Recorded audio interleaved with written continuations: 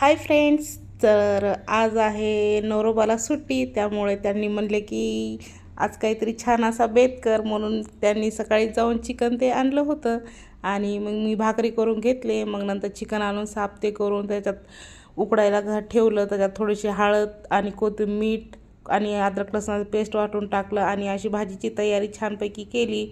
भाजीसाठी टमाटर, कोथिंबीर, अद्रक लसणाचं पेस्ट आणि कांदा आणि खोबर भाजून वाटून घेतलं आणि अशी फोडणी दिली. तेल ते टाकून घेतलं. आणि कोथिंबीर, अद्रक लसणाचं पेस्ट वाटून घेतलेलं टाकलं. टमाटर टाकले. नंतर लाल मिरची आणि थोडासा कोल्हापुरी काळा मसाला पण घातला आणि छान असं परतून घेतलं. तुम्ही पाहू शकता, खूप छान अशी भाजी दिसत आहे, मस्त काळी काळी. नंतर वाटण पण टाकून घेतलं. टाकल्यावर त्याला थोडीशी उकळी आली. उकळी आल्यावर हे माझं जेवण तयार आहे. तर चला भेटू.